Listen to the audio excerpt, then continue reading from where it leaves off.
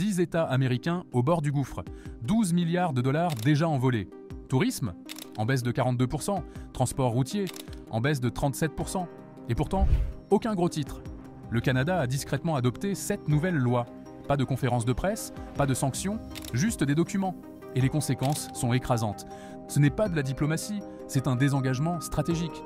Et pour des millions d'Américains, il est déjà trop tard pour faire marche arrière. Jamais une politique aussi silencieuse n'a causé autant de dégâts. En seulement 6 mois, plus de 12 milliards de dollars de pertes transfrontalières. Volume de transport routier en baisse de 37%.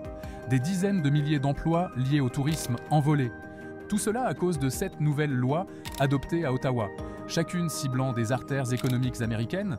C'est une histoire de représailles discrètes, de ciblage chirurgical et un aperçu de ce à quoi ressemble la guerre économique transfrontalière en 2025. Voici comment 7 lois canadiennes ont plongé 10 États américains dans la crise. Depuis mars 2025, le Canada a adopté 7 lois majeures qui ont redéfini sa relation commerciale avec les États-Unis. Individuellement, bénigne, ensemble, un pare-feu légal.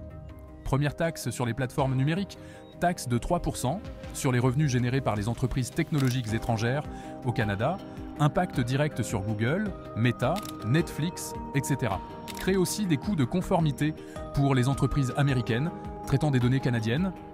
Deuxième loi sur la protection des droits frontaliers, met fin à la coopération avec les autorités ICE américaines, perturbant la logistique transfrontalière. Troisième interdiction sanitaire des importations. Nouvelles normes bloquant les viandes, produits frais et alcool américain non conformes aux standards agricoles canadiens.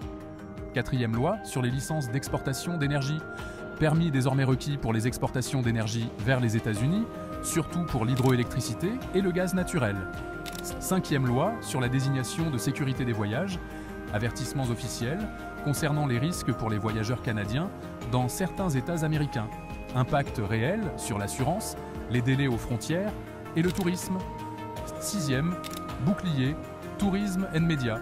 Fin du financement fédéral pour la promotion de destinations américaines. Plus de package Disney, plus de coproduction médiatique. Septième clause automatique de représailles tarifaires. Tout tarif douanier américain entraîne une réplique canadienne dans les 72 heures, automatiquement. Voici le compte à rebours des 10 États américains les plus touchés par ces lois. 10, Dakota du Nord, plus de 800 millions de dollars d'exportation agricole vers le Canada, principalement du bœuf, du blé, du soja. Accès réduit à cause de l'interdiction sanitaire. Silos à grain plein. Le trafic routier avec le Manitoba a chuté de 37%. Importation d'électricité du Saskatchewan ralentie. Devier, Californie. La taxe numérique pourrait coûter 380 millions de dollars par an à Google. Netflix réduit ses investissements. Au Canada, les exportations de vin et d'agrumes sont rejetées. Tourisme canadien en chute libre. 1,4 million de visiteurs auparavant. Même Hollywood perd des contrats avec le Canada. 8, Tennessee. Ville touristique comme Nashville baisse de 26% des visiteurs canadiens. Exportation de whisky sous surveillance. Route logistique ralentie. FedEx enregistre une baisse du volume transfrontalier. Le Tennessee disparaît des campagnes médias canadiennes. 7, Nebraska. Industrie bovine de 12 milliards de dollars affectée par les nouvelles normes. Stock de maïs et soja en hausse. Suppression d'emplois saisonniers. Les comtés ruraux signalent des déficits budgétaires scolaires. 6, Minnesota. Importe 20% de son électricité du Manitoba. Retard de licence. Hausse de 15 à 20% des prix. Tourisme canadien en baisse de 31%. Entreprises tech perdent leurs clients canadiens. Une tendance claire, agriculture, énergie, tourisme, tous touchés. 5, New York. 3,5 millions de Canadiens visitaient NYC, Buffalo, Niagara. Aujourd'hui, tourisme en baisse de 28%. La bourse perd des contrats fintech, retard d'exportation croissant. Four, Iowa. Le Canada était le deuxième acheteur de porc d'Iowa. Maintenant, livraison bloquée à cause des additifs. Hausse des prix des engrais. Usines d'éthanol ferme. Revenus agricoles en chute libre. 3, Texas. Les contrats énergétiques perdus coûtent des millions. Exportation agricole freinée. Tourisme canadien, surtout les retraités, en baisse de 35%. Réservations annulées à Houston, Dallas. lien logistique perturbé avec l'Alberta.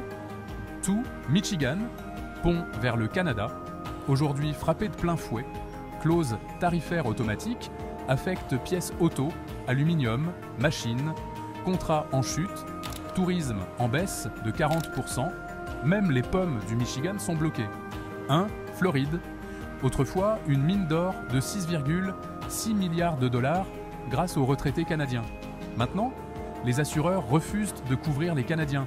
Tourisme en baisse de 42%, Disney, Miami, les Keys, supprimer des plateformes canadiennes, les agrumes, rejetés, réservation de croisières annulées, économie hivernale en chute. La Floride ne perd pas que des touristes, elle perd son économie d'hiver. Est-ce temporaire? Pas du tout.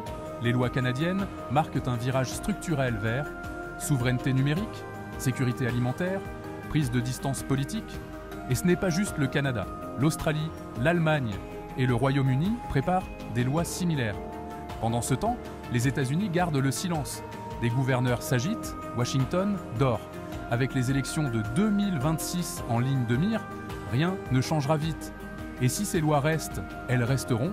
Cette chute silencieuse ira au-delà de 10 États. Du tourisme à la tech, de la nourriture à l'énergie, ces 7 lois redéfinissent la relation États-Unis-Canada. Et si vous vivez dans un de ces 10 États, vous le voyez déjà. Hôtels vides, prix alimentaires en hausse, livraison annulée, offre d'emploi supprimée, l'effondrement n'est pas bruyant. Il est légal, ciblé et presque invisible dans les médias. Envoyez cette vidéo à ceux qui croient encore que le Canada est gentil. Abonnez-vous à 360 économies, là où la politique mondiale touche votre portefeuille.